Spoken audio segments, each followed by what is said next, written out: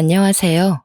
저는 억울한 결혼 생활을 마치고 제 3의 인생을 계획 중인 40대 이혼녀입니다. 제 3의 인생이라니 조금 의아한 분들도 계시겠지요. 말 그대로 처녀의 삶을 거쳐 한 남자의 아내의 삶을 지나 풋풋한 새 만남을 이어가고 있다고 설명해 드리고 싶네요.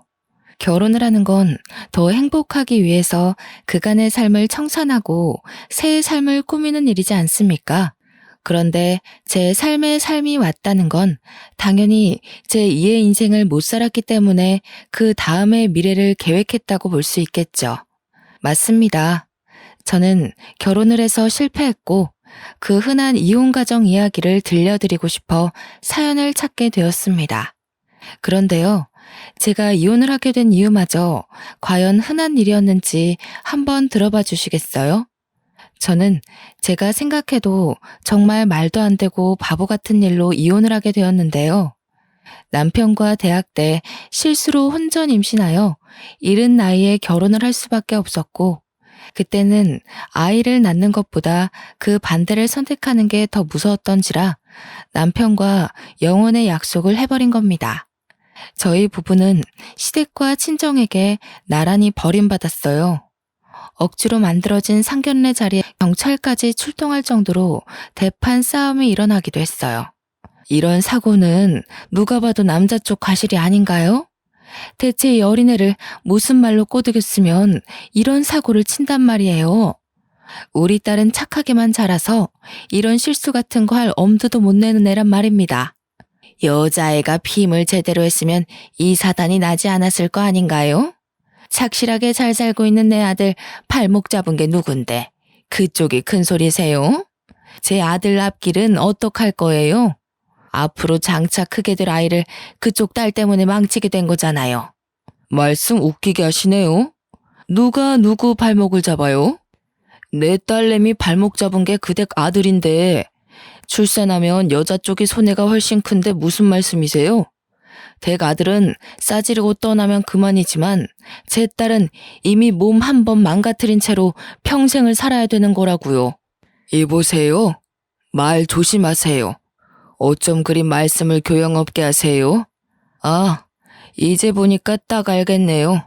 이런 집안에서 자랐으니 댁딸이 발랑 까진 거지요. 상견례 자리에서 서로에 대한 예의는 눈꼽만큼도 없었습니다. 결국 몸싸움까지 나고 남의 장사 시끄럽게 만든 죄로 경찰이 출동했던 거죠. 심지어 저희는 그 자리를 끝까지 지키지 못했어요. 이대로 저희를 떼어놓으려고 선언하는 양가 부모님한테서 도망치고 말았습니다. 그 뒤로 저와 남편은 절대 양가 어른들을 찾지 않았어요.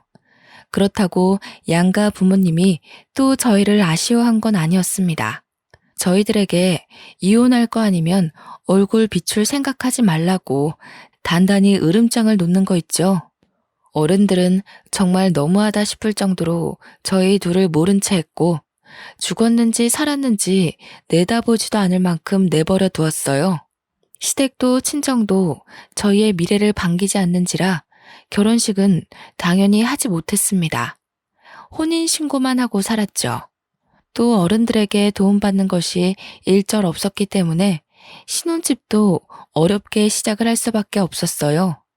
대학가 주변에 원룸을 구해서 결혼 같지도 않은 살림을 하며 지내게 되었답니다.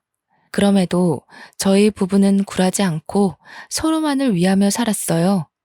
사랑하는 마음이 서로에게 큰 힘을 줄 수 있다는 걸 느꼈고 그 힘은 어려운 처지에 굴하지 않도록 위대한 에너지를 주었죠. 남편은 아이를 위해서 졸업하자마자 전공 분야를 포기하고 노동 일을 선택했습니다. 제가 임산부의 몸으로 뭘 할 수가 없어서 남편 혼자 일하는데 내조조차 제대로 해주지 못했어요. 그래도 남편은 1년 내내 우리 아기가 태어날 때까지 굳은 일 마다하며 열심히 살림 미천을 모았습니다. 퇴근하고 와서 바로 잠들지 않고 번듯한 직장을 갖기 위해 늦게까지 공부하다가 잠들곤 했어요. 오늘 하루는 공부 쉬지 그래. 그렇게 몸 혹사시키다가 큰일 날까봐 무서워. 자기 없으면 내가 이 몸으로 어떻게 혼자 지내겠어. 걱정도 많다. 내가 다른 건 몰라도 체력 하나는 1등이잖아. 그리고 한 살이라도 어릴 때 시작해야 취업에 유리하단 말이야. 내 몸 내가 잘 챙길 테니까 당신은 아이 걱정만 해. 참, 이번에 산부인과 방문해야 되지? 내가 이번 주에 시간 한번 낼 테니까 같이 가자. 그런 곳은 혼자 가는 거 아니야. 제가 봐도 남편은 저와 우리 아이의 미래를 위해 정말 열심히 노력해 주었습니다. 그렇게 남편의 극진한 보필 아래서 저는 무사히 출산을 할 수 있었고, 남편의 제안으로 산후조리원에서 몸조리까지 하고 집으로 귀가했답니다.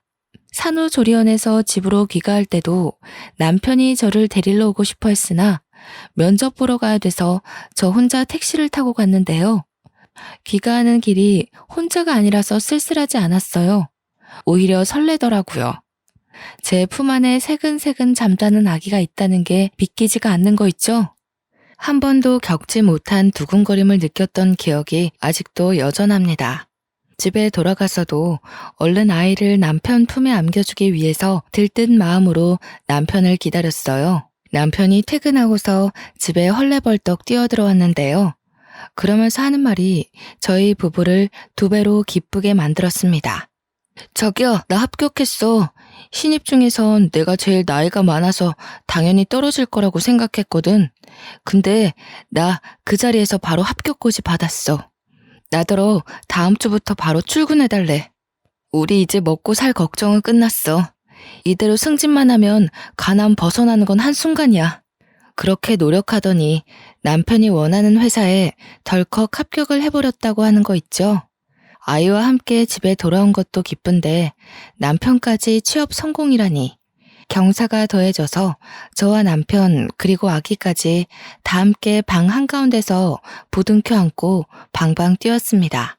그러다 남편이 저보고 아기 조심하라고 시겁하는 바람에 엄청 까르르 웃어댔죠.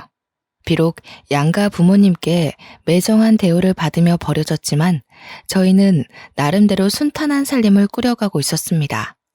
아이는 하루하루 나날이 자랐는데요. 어쩜 그렇게 쑥쑥 커가는지 생명이라는 게 참 신기하더라고요. 남편도 그런 아이를 보면서 더 힘내서 회사를 다녔습니다.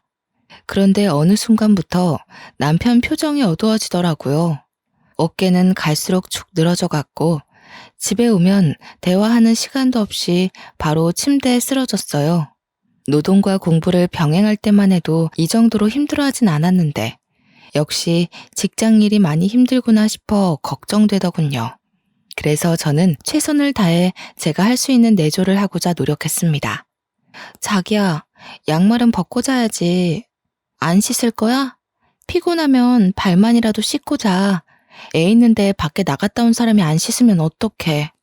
최대한 신경 거슬리지 않게 물었으나 남편은 벌써 잠들었는지 대답이 없었어요. 고름거리는 숨소리가 난 후에야 남편이 깊은 잠에 들었다는 걸 눈치챘죠. 결국 저는 남편 옷을 편하게 벗겨주고 양말도 벗긴 뒤 물수건을 만들어와 남편 발을 닦아주었습니다.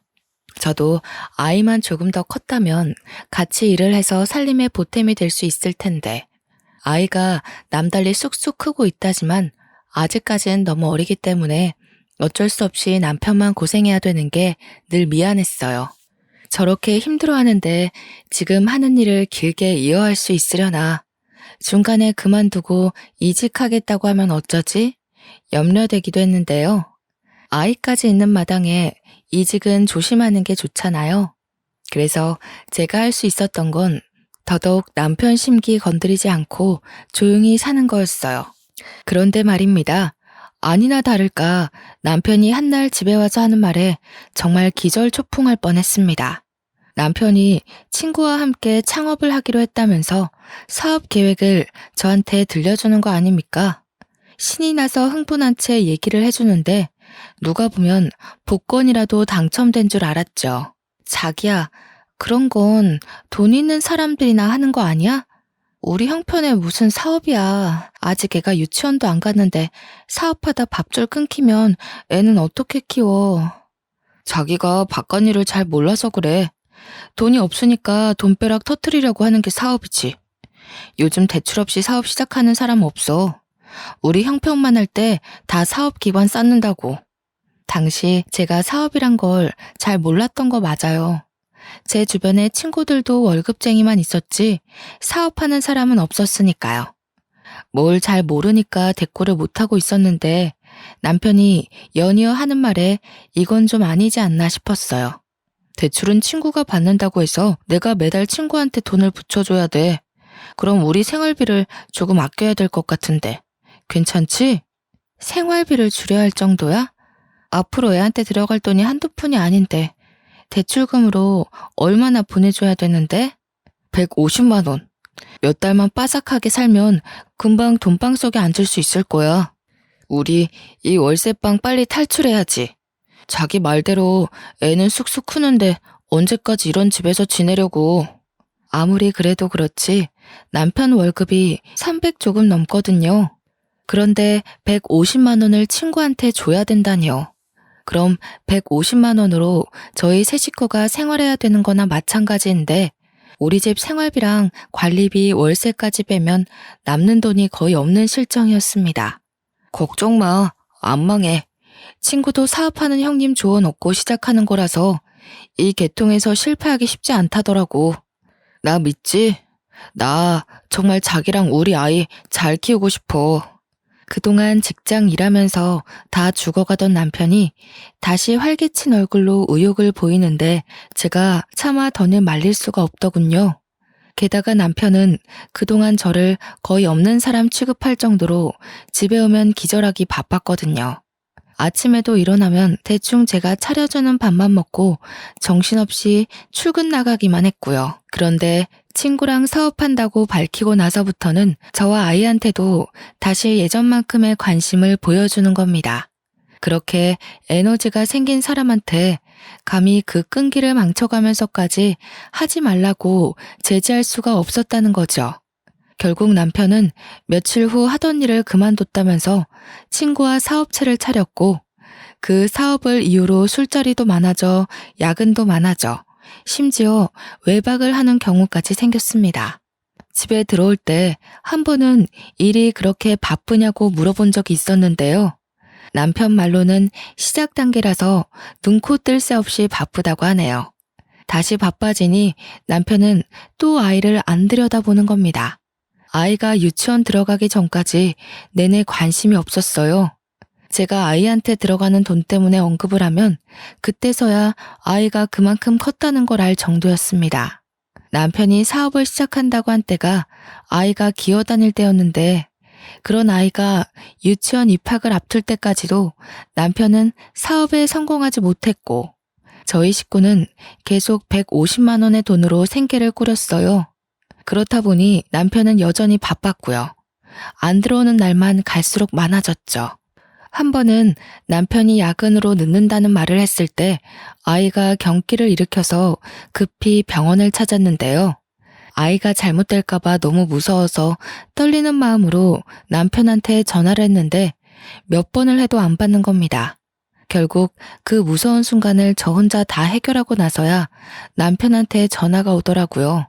저는 너무 놀라고 겁났던 순간을 회상하면서 남편한테 원망 섞인 화를 표출했어요. 도대체 왜 이렇게 전화를 안 받아? 내가 얼마나 무서웠는지 알아? 지금 지웅이 병원에 있다고. 뭐가 얼마나 바쁘길래 내 전화를 안 받을 수가 있어? 지웅이한테 무슨 일 생긴 거야? 병원이라니 애가 어디가 안 좋길래. 아니다. 내가 지금 그리 갈 테니까 병원 주소 불러봐. 남편은 그제서야 병원에 찾아왔는데 경기 때문이라는 말을 해주니 긴장했던 몸에 축 힘을 빼면서 느닷없는 대답을 하더군요. 난 또 뭐라고. 애들이면 대부분 다 겪는 일이잖아.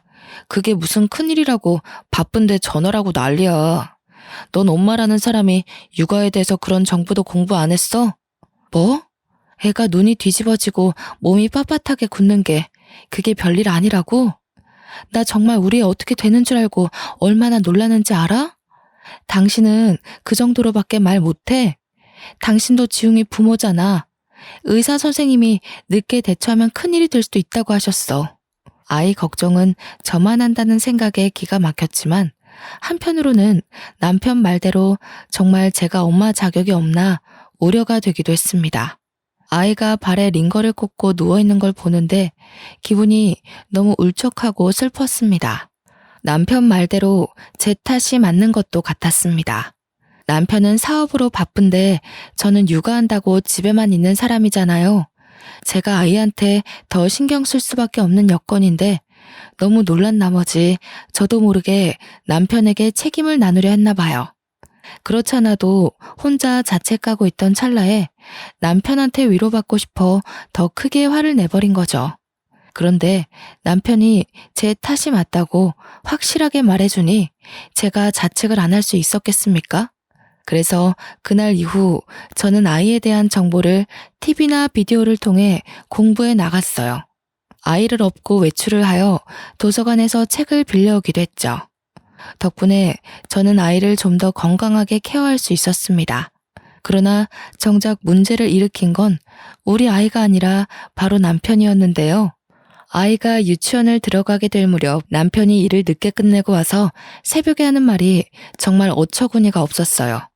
다짜고짜 저를 앉혀두고 이혼을 하자고 하는 게 아니겠습니까? 우리 사이에 이혼을 할 만큼 별다른 문제가 있었던 것도 아니고 서로 얼굴 못 보는 날이 많기도 했으나 남편이 집에 온 날 다툰 적도 그다지 없었어요. 그런데 이혼이라뇨. 지금 뭐라고 했어? 뭐? 이혼? 내가 당신한테 뭐 크게 잘못했어? 갑자기 그게 무슨 말이야? 우리 애가 이제 유치원을 들어가. 그런데 이혼이라니 대체 왜? 진정하고 진짜 이혼이 아니라 가짜로 이혼하는 척을 하자는 거야. 사업하는 유부남들이 종종 이렇게 해. 하는 사업이 좀 힘들어지면 쓰는 방법이거든. 도대체 얼마나 큰일이길래 아무리 일이 안 돌아간다고 하더라도 이혼을 하는 법이 어딨어. 정말 사업이 그런 거야? 나는 도무지 이해가 안 돼. 내가 하는 일이 좀 안 풀리고 있어서 그래. 아무래도 정책인 것 같아. 지금 집에서 나가는 세금이라도 줄여야 할 판이라서 급해. 사업 해결되면 다시 재결합하면 되니까 당분간만 이혼하자. 가짜 이혼이라니. 도무지 제 상식선에서는 그런 걸 할 수 있다는 게 이해가 안 되더라고요. 말도 안 되는 제안을 하길래 순간 남편이 의심스럽게까지 하는 겁니다. 밖에서 무슨 딴짓하냐고 물어봤는데 남편이 버럭 화를 내며 안 그래도 사업 때문에 스트레스인데 저까지 피곤하게 하지 말라네요. 그러면서 하는 말이 친구 집이랑 저희 집이 나란히 경매로 넘어갈 수도 있는 사정이라고 애타게 말하더라고요. 저는 그제서야 놀라서 어쩔 수 없이 남편의 말만 믿고 이혼 도장을 찍었습니다. 정말 별일 없는 거지? 이 집에서 나가면 우리 어디 집 구할 데도 없어. 근데 진짜 위장 이혼이라는 게 있는 거야? 우리 식구한테 문제되는 일은 없는 거 맞지? 당연하지. 오로지 돈 때문에 할 수 없이 하는 선택이야. 내가 말했잖아. 당신이랑 우리 지웅이는 내가 죽을 때까지 책임질 거라고. 근데 이거 들키면 우리 법적으로 문제될 수 있으니까 당분간 별거해야 될 것 같아. 별거? 나더러 지웅이랑 둘만 이 집에 있으라고? 그건 좀 무서운데. 들켜서 안 되는 거면 그냥 몰래 조심히 다니면 되지 않을까? 생활비 붙여줄 테니까 몇 달만 견뎌줘. 이왕 일 저지른 거 철저히 해야지. 허술하면 나중에 어디 하나 빈틈이 생겨버린다고. 당신이랑 지훈이한테 경제적인 피해는 없을 거야. 걱정 마. 남편의 설명이 정말 청산유수라서 저는 더 이상 별 말을 덧붙일 수 없었습니다. 그렇게 저는 남편과 말도 안 되는 위장 이혼을 하게 된 겁니다. 별거도 같이 말이죠. 얼떨결에 혼자가 된 저는 남편 없는 빈집에서 두려움을 안고 살게 되었습니다. 남편이 보내주는 돈은 생활비는 100만 원이 다였는데요. 월세를 따로 주지를 않아서 전화를 했더니 전혀 받지를 않더라고요. 할 수 없이 월세 50을 생활비에서 빼고 아이 유치원비도 따로 빼서 생활비는 거의 없이 지냈습니다. 몇 달을 그렇게 지내다 보니 이렇게 살다가는 아이에게 영양적으로 문제가 생길 것 같았어요. 너무 제 생각만 하면서 그저 돈이 아끼고 아끼는 방법만 강구했던 거지요. 때문에 작은 일이라도 해서 돈을 보태기 위해 부업을 알아봤고 대학 때 동아리에서 배운 캐리커처를 연습해 개인 SNS에서 파는 일을 해보았습니다. 당연히 100만 원까지는 벌지 못했으나 40에서 50만 원 정도는 벌었는데 그게 큰 보탬이 되더라고요. 그 정도로만 아이의 옷을 사입히고 먹이는데 양질이 달라지는 거 아니겠습니까? 참 다행이었어요. 저는 나름대로 남편의 부재로 인한 두려움을 차차 극복해 나갔습니다. 다만 남편과 연락만 잘 되어도 더할 나위 없이 마음을 놓을 텐데 연락이 너무 안 되는 게 유일한 문제였습니다. 저희가 별거를 하더라도 남편이 2주에 한 번씩은 몰래 와서 얼굴을 보여줬거든요.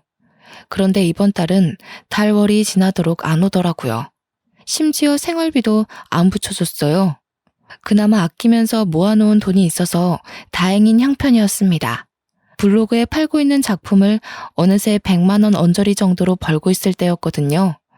대체 남편 일이 어떻게 되어가고 있는지 알고 싶었지만 연락이 안 되고 남편 동업자라는 사람도 제가 몰라서 어찌 알아볼 수 있는 방도가 전혀 없었어요.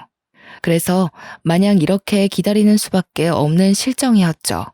그렇게 별다른 수를 못 쓰고 막연히 남편만 기다리며 지내고 있을 때에 제게 전화 한 통이 걸려왔는데요. 다름 아닌 남편이 함께 동업을 한다던 동네 형님이었습니다. 제가 더 이상 입 다물고 있으면 재수 씨한테 죄 지는 기분이 들어서요. 사실은 저랑 태수 사업한 적 없다는 거 알려드리려고 연락했습니다. 제가 태수 있는 주소를 드릴 테니 한번 찾아가 보세요. 제가 이날 들은 소식이 얼마나 엄청난 일이었는지 한참을 실감하지 못했습니다. 어안이 벙벙했죠. 아니, 이게 무슨 말일까요? 사업을 한 적이 없다뇨. 제 남편은 사업한다고 직장 일을 그만둔 지가 오래지 않습니까? 동업자인 줄로만 알았던 남편의 아는 형님은 끝까지 송구스런 말투로 사과만 하다가 전화를 끊었습니다. 그러고 바로 문자 하나가 도착하더군요. 제가 전혀 모르는 주소지였습니다. 이분 말이 다 사실이라면 남편이 여태 저한테 거짓말을 했다는 것밖에 안 되는데 왜일까요? 영 가늠도 안 되고 혼란스럽기만 했습니다. 일단은 남편이 있다는 이 주소로 찾아가 봐야 답이 나올 것 같았어요. 그래서 그 야밤에 아이까지 데리고서 밖을 나섰죠. 이 주소대로 택시 기사님에게 말해서 도착한 곳은 다름 아닌 사람 사는 오피스텔이었습니다. 이런 곳에서 사무실을 차리고 일을 한다는 말도 많이 들었기 때문에 초인종을 누를 때만 해도 이곳이 그저 오피스 사무실이라고 굳게 믿고 있었죠. 그러나 문을 열어준 남편과 남편이 안고 있는 웬 남자아이를 보곤 제 신뢰가 한순간에 바닥을 치고 말았습니다. 저는 너무 놀라서 아무 말도 못하고 멍청하게 남편과 그 아이를 번갈아 보기만 했어요. 남편도 저를 보고 상당히 깜짝 놀라더라고요. 당신이 여길 어떻게, 누가 알려줬어? 이 먼 길을 지웅이까지 데리고 온 거야? 찬우야, 잠깐만 엄마한테 가 있어. 남편이 찬우라고 부르며 내려놓은 아이는 남편에게 아빠라고 부르고 있었습니다. 우리 아이와 나이가 비슷한 또래거나 1살 정도 어려 보였어요. 그렇다는 말은 남편이 제가 임신 중일 때 이미 바람이 났다는 거잖아요. 도무지 정리가 안 되는 수많은 상황이 쓰나미처럼 들이닥쳐 머리가 어지러웠습니다. 이게 다 뭔가 싶었어요.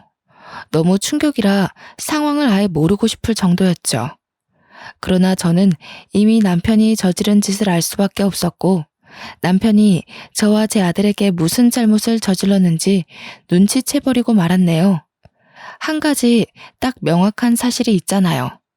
제 남편이 불륜을 저질렀다는 거. 당신 사업한다고 거짓말하고 두 집 살림하고 있었어?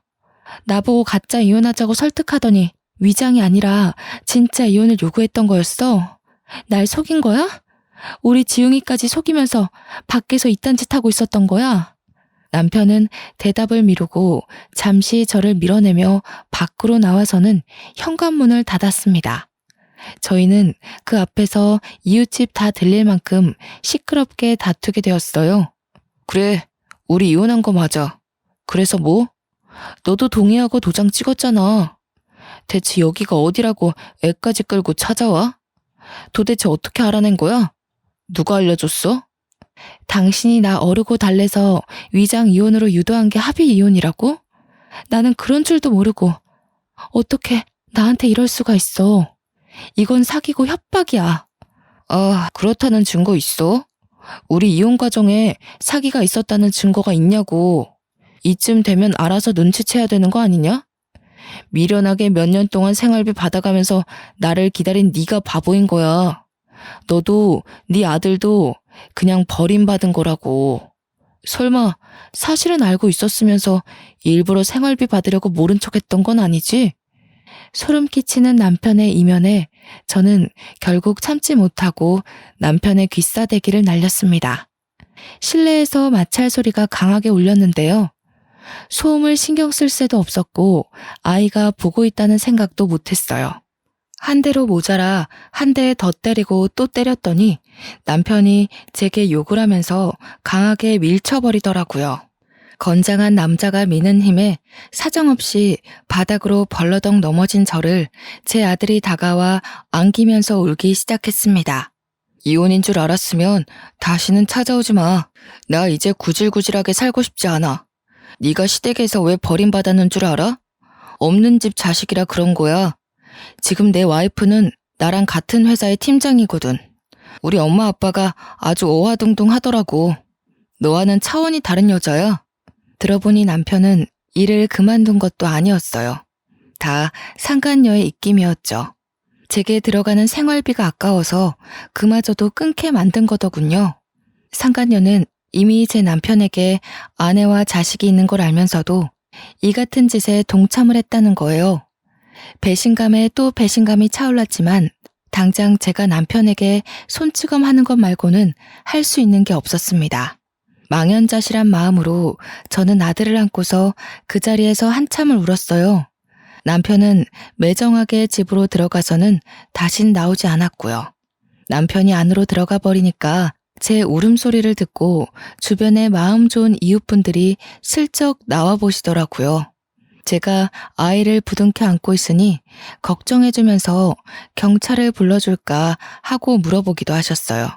그 고마운 손길들을 사양하고 저는 마음을 추슬러 아이와 함께 집으로 돌아왔죠. 앞으로 어떻게 해야 할지 멍하기만 하더군요. 그때 처음으로 세상이 무너진다는 게 어떤 기분일지 조금은 공감이 되었습니다. 막막했어요. 당연히 남편과 함께하는 미래만 그려왔고 제 인생 계획에서 남편이 없었던 적은 없었으니까요. 이 큰일을 어떻게 해결해야 할까? 해결은 될까? 나 혼자서 할 수 있을까? 한참 생각으로 멍해 있던 차에 제 기운을 차리게 해준 건 다름 아닌 제 아들이었습니다. 지용이가 엄마 하면서 품에 잡고 파고들어 나름 정신을 차린 거였죠. 제 삶은 대부분 지용이를 위한 삶이었는데 비록 남편이 없다지만 지용이를 생각해서라도 마냥 슬퍼하고만 있을 순 없겠더라고요. 저 혼자였다면 아마 이렇게 금방 마음을 다잡을 수는 없었을 겁니다. 일이 이렇게 돼버린 거 남편이 다시 돌아오지 않는다는 걸 빨리 받아들이고 나니 저는 어떻게든 남편의 불륜 가정을 뒤집어버리고 싶은 도끼가 생기더군요. 우선은 남편과의 지난 날을 자꾸만 상기시켜주는 이 집에 있는 게 싫었습니다. 짐을 챙기고 집을 나오면서 많은 생각을 했어요. 아무래도 아들이 입는 입장이라 여자인 제가 혼자서 어줍잖은 복수를 하는 건 저한테 불리하기만 할 것 같았는데요. 그러다 보니 문득 떠오른 사실이 하나 있더군요. 친정 쪽에 외삼촌 딸이 어린 나이에 사법고시 패스한 법조인이라는 것 말이죠. 제가 결혼하기 전에 집안에서 한바탕 축제를 한 적이 있었어요. 제가 남편과 결혼하고 살면서 친정의 버림을 받았었기 때문에 연락 한 통 해본 적 없었거든요. 오로지 아들 하나만 위하고자 생각하며 이번 일로 욕먹을 각오를 하고 전화를 걸었습니다. 고 잘 됐다. 그렇지 않아도 그놈 어떻게 떼어내야 되나 내내 그 생각만 하면서 살았는데 너는 보는 눈이 없어도 너무 없었어. 그놈 딱 봐도 관상이 바람필 상이더라. 그 벌레 같은 놈 잘 떼었다. 아이고 속 시원해라. 바로 고소해버리면 돼 딸. 다른 건 걱정하지 마. 엄마 미안해. 이렇게 사는 꼴 보여주려고 그동안 연락 안 했던 건 아니었는데 내가 잘못 판단했어. 엄마 아빠 말이 맞았어. 그리고 나한테 5살 아들이 하나 있거든. 아들은 아직 아빠한테 무슨 일이 일어났는지 몰라. 다 내 탓이지 뭐.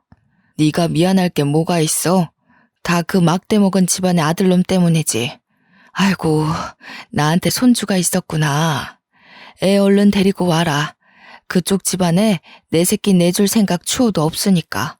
당연히 화낼 줄 알았던 친정 부모는 저의 이혼을 기다렸던 사람처럼 가슴을 쓸어내리셨어요.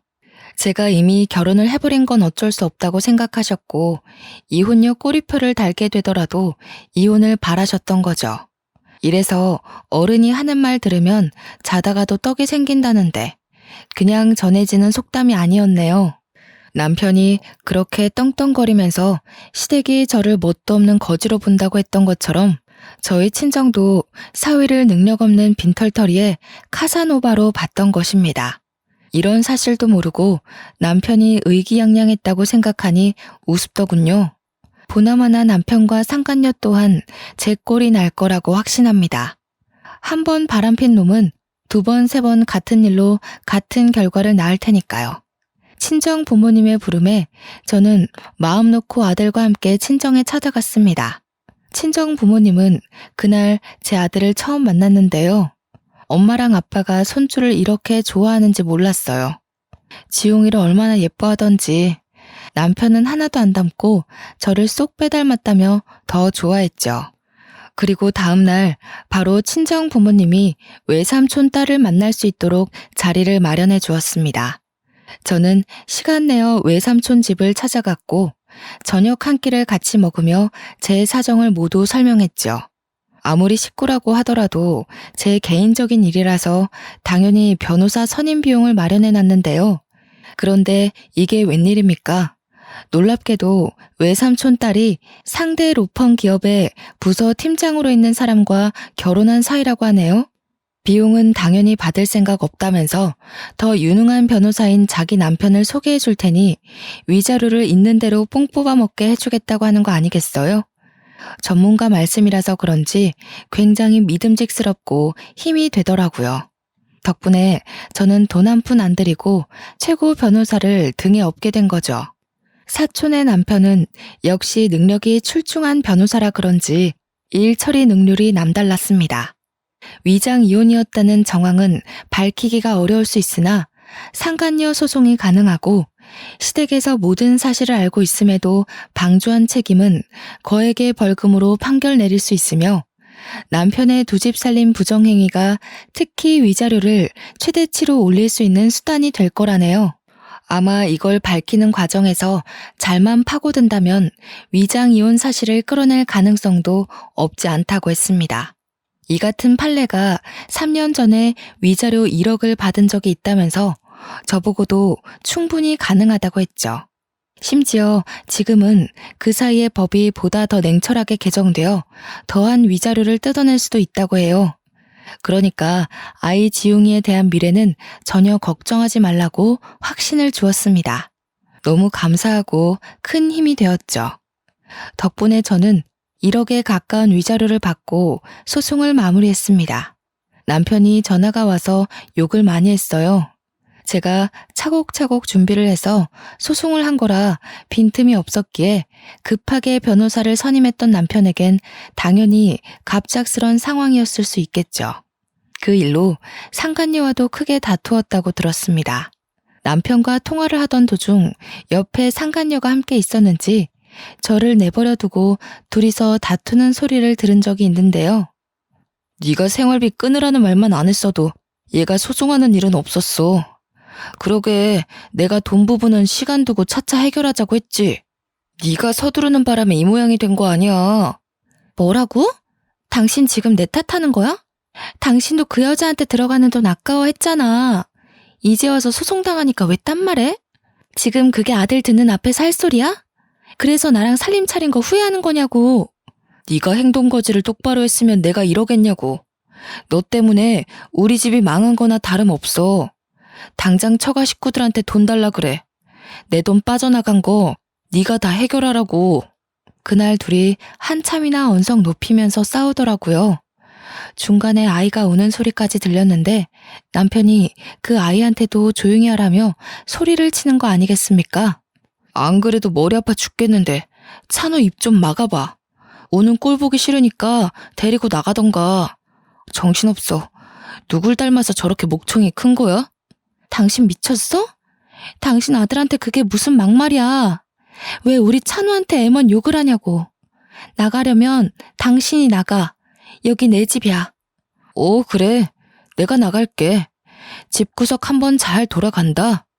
내가 여기서 나가면 너랑도 끝인 줄 알아. 네가 어디 나 없이 혼자 애 키울 수 있을 것 같아? 내가 너 회사에 다 소문낼 거야. 내 가정 망친 불륜녀라고.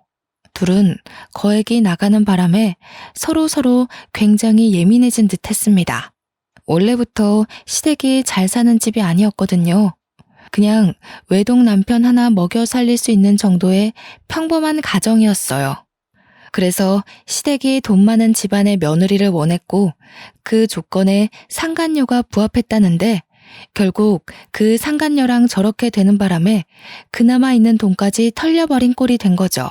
시댁은 억대의 재산이 통장에 찍힌 걸 본 적도 없는 사람들이에요. 그런 사정에서 제게 큰 위자료를 주는 바람에 빚까지 지게 된 겁니다. 한 번은 결혼 생활 내내 전화라곤 온 적이 없던 시댁에서 이혼하고 나니까 연락이 왔더라고요. 안 받으려다가 너무 끈질기게 연락이 와서 한 번 받았더니 아쉬운 소리를 하대요. 지웅애미야, 우리가 결혼 반대했을 때 상처 많이 받았지? 이 늙은 사람들이 뭘 알고 그랬겠니? 지난 날은 용서해주면 안 될까? 내가 보니까 너만한 며느리가 없더라고. 재원이가 어디서 이상한 여자를 데려와서는 집안을 빈털터리로 만들어버렸다. 그만 돌아와주면 안 되겠니?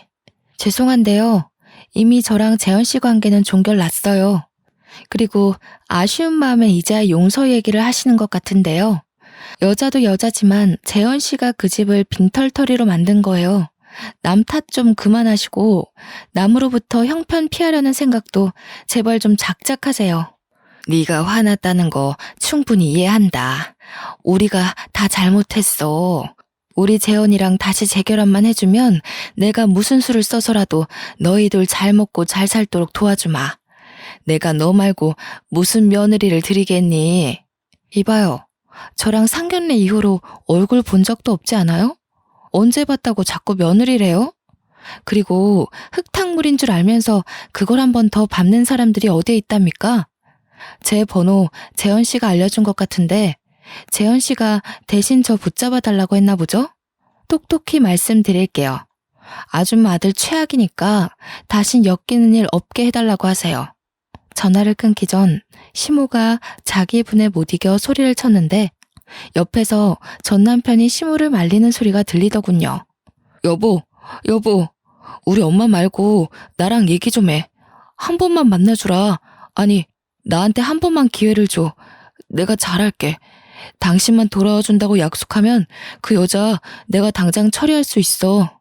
예전에는 남편이 이렇게 절절매는 마음으로 부탁한 것들이 정말 진심으로 와닿았는데 역시 사람은 아는 것만큼 보인다고 이젠 그저 가식으로만 보이더라고요.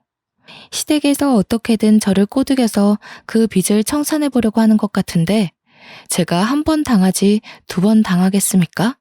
철저히 무시해 주었네요. 그리고는 한동안 그쪽에서 연락이 없더라고요.